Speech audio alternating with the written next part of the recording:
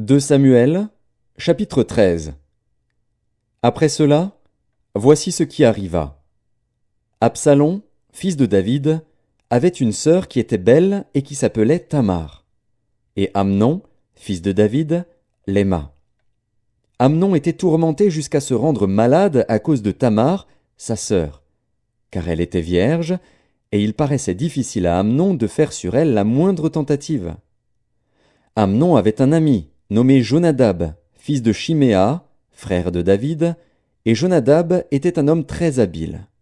Il lui dit, « Pourquoi deviens-tu, ainsi chaque matin plus maigre, toi, fils de roi?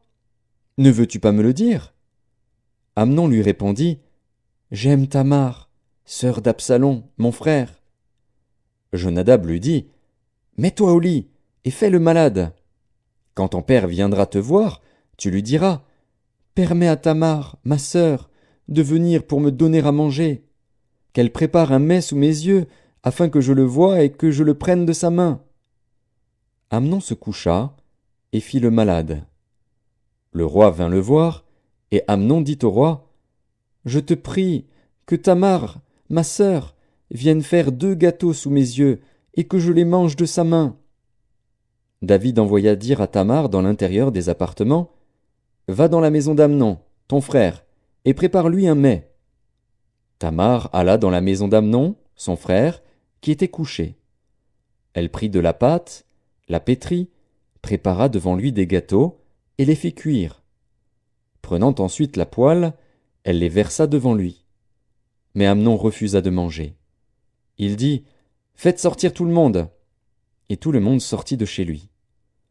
Alors Amnon dit à Tamar, « Apporte le mets dans la chambre, et que je le mange de ta main. » Tamar prit les gâteaux qu'elle avait faits, et les porta à Amnon, son frère, dans la chambre. Comme elle les lui présentait à manger, il la saisit et lui dit, « Viens, couche avec moi, ma sœur. » Elle lui répondit, « Non, mon frère, ne me déshonore pas, car on n'agit point ainsi en Israël. Ne commets pas cette infamie. Où irai-je, moi, avec ma honte? Et toi, tu serais comme l'un des infâmes en Israël. Maintenant, je te prie, parle au roi, et il ne s'opposera pas à ce que je sois à toi. » Mais il ne voulut pas l'écouter. Il lui fit violence, la déshonora et coucha avec elle. Puis Amnon eut pour elle une forte aversion, plus forte que n'avait été son amour. Et il lui dit, « Lève-toi, va-t'en. » Elle lui répondit, « N'augmente pas, en me chassant, le mal que tu m'as déjà fait. » Il ne voulut pas l'écouter, et appelant le garçon qui le servait, il dit, « Qu'on éloigne de moi cette femme et qu'on la mette dehors, et ferme la porte après elle. » Elle avait une tunique de plusieurs couleurs, car c'était le vêtement que portaient les filles du roi, aussi longtemps qu'elles étaient vierges. Le serviteur d'Amnon la mit dehors, et ferma la porte après elle. Tamar répandit de la cendre sur sa tête, et déchira sa tunique bigarrée. Elle mit la main sur sa tête, et s'en alla en poussant des cris. Absalom, son frère, lui dit, « Amnon, ton frère, a-t-il été avec toi? Maintenant, ma sœur, tais-toi, c'est ton frère. Ne prends pas cette affaire trop à cœur. » Et Tamar, désolée, demeura dans la maison d'Absalom, son frère. Le roi David apprit toutes ces choses, et il fut très irrité.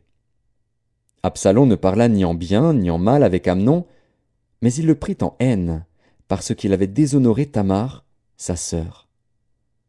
2 ans après, comme Absalom avait les tondeurs à Baal-Hatsor, près d'Éphraïm, il invita tous les fils du roi.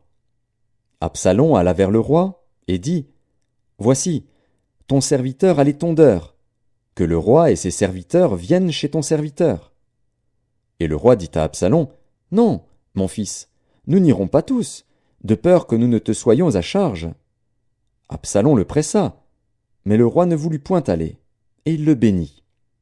Absalom dit, « Permets du moins à Amnon, mon frère, de venir avec nous. » Le roi lui répondit, « Pourquoi irait-il chez toi? » Sur les instances d'Absalom, le roi laissa aller avec lui Amnon et tous ses fils.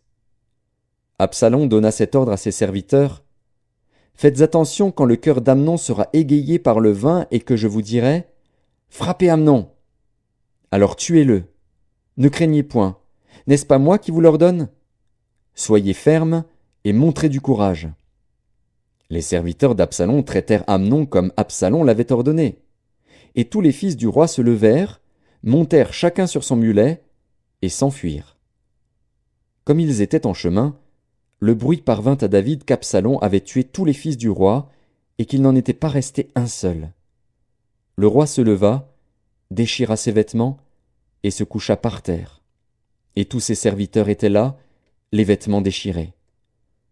Jonadab, fils de Chiméa, frère de David, prit la parole et dit, « Que mon seigneur ne pense point que tous les jeunes gens, fils du roi, ont été tués, car Amnon seul est mort.